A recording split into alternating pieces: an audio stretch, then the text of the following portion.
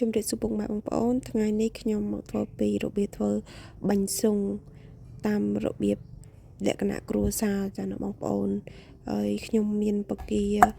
ចាបងប្អូនយើងយកបកានៅទៅកាត់ក្បាលចេញកាត់ព្រួយវាចេញឲ្យស្អាតឲ្យអស់ចាណាបងប្អូន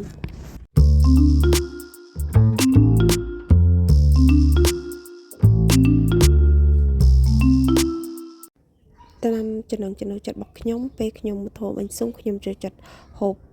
បង្គានឹងកាពិ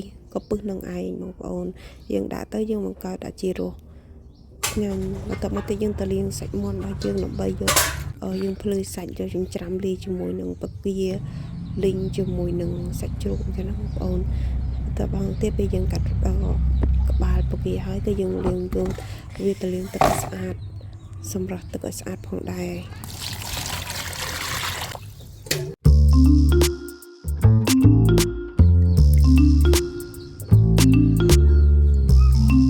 បន្ទាប់ពីខ្ញុំលាងបកាស្អាតអស់ហើយខ្ញុំបន្តទៅលាងបន្លែរបស់ខ្ញុំ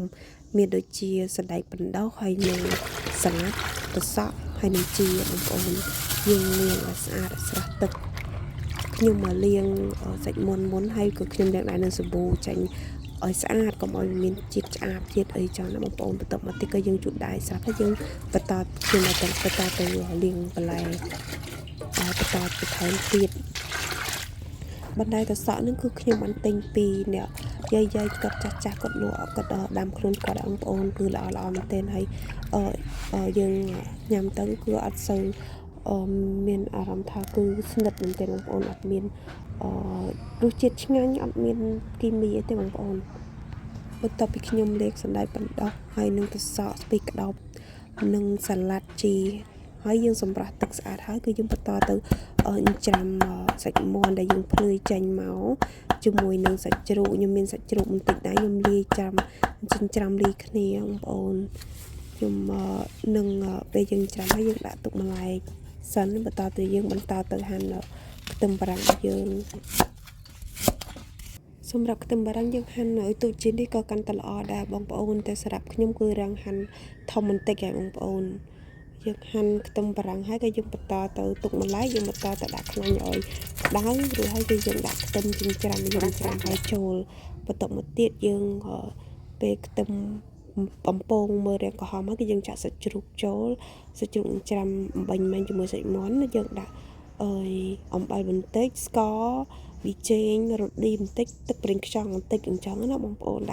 យើងដាក់តាមចំណង់ចំណូលចិត្តរបស់យើងតាមតែយើងគិតថាឆ្ងាញ់អញ្ចឹងណាបន្ទាប់មកទៀតយើងក៏កូរលាងវា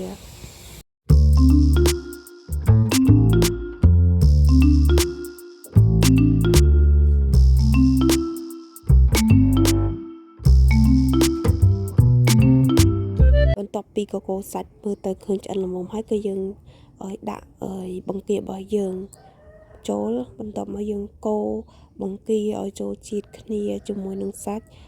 ហើយបន្ទាប់មកទៀតយើងមើលទៅឃើញថាឆ្អិនល្មមហើយយើងកូរបង្គាឲ្យមើលទៅឃើញក្រហមល្មមហើយទើបយើង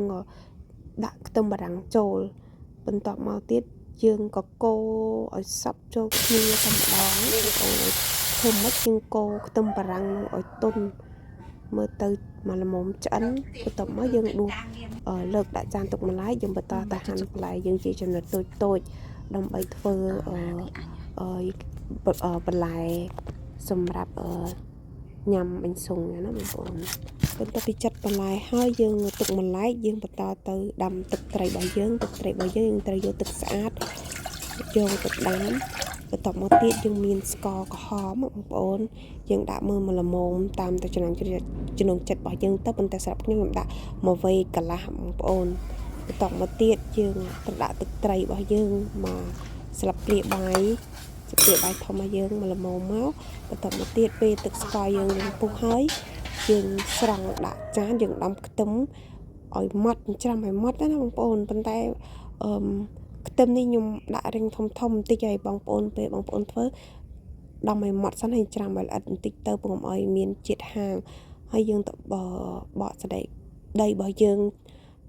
បកសបកដីរបស់យើងចេញអស់rồiហើយយើងដំវាឲ្យម៉ត់តមកទៀតខ្ញុំមកដាក់ក្រូច ឆ្មារបស់យើងច្បាច់ចូលជាមួយទឹកត្រីតែម្ដងយើងមានការ៉ុតយើងដាក់បន្ថែមការ៉ុតឲ្យវាមានពណ៌ឲ្យស្អាតចឹងណាបងប្អូនបន្ទាប់មកទៀតយើងឈូសការ៉ុតរបស់យើងចូលជាមួយទឹកត្រីយើងឈូសឲ្យល្អិតមកចូលតែម្ដងមកយើងឈូសទឹកត្រីទៅដល់យើងទៅយកសាច់ទឹកត្រីឲ្យយើងថែមនឹងទៅខ្ញុំខ្វះស្ទើរជូរខ្ញុំថែមក្រូចផងហើយនឹងវិចេងខ្ញុំដាក់វិចេងក្រូចឆ្មា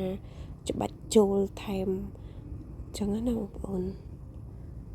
ហើយក៏ខ្ញុំមើលទៅវីស្ទ័រខ្ញុំមិនលួចទឹកខ្មេះបន្តិចផងដែរបងប្អូនបន្ទាប់មកទៀតយើងដាក់សណ្តែកដីដែលយើងបុកហើយឲ្យម៉ត់ហ្នឹងចាក់ចូលតែម្ដងចាបងប្អូនទឹកត្រីរបស់យើងក៏បានលាយហើយអស់ហើយបន្ទាប់មកទៀតនេះជាបន្លែដែលខ្ញុំបានចិតហើយទាំងអស់មានដូចជាសណ្តែកបដោសស្រស់ហើយជាមួយនឹងស្ពៃក្តោបស្រស់ផងដែរមានទាំងសាឡាត់ទឹកសក់ចិតហើយឬជីនេះគឺជាទឹកត្រីរបស់យើងអរគុណបងប្អូនសម្រាប់ការទស្សនាសូមបងប្អូនជួយចុច like និងជួយចុច subscribe ដល់វីដេអូរបស់នាងខ្ញុំផងអរគុណបងប្អូនជម្រាបលា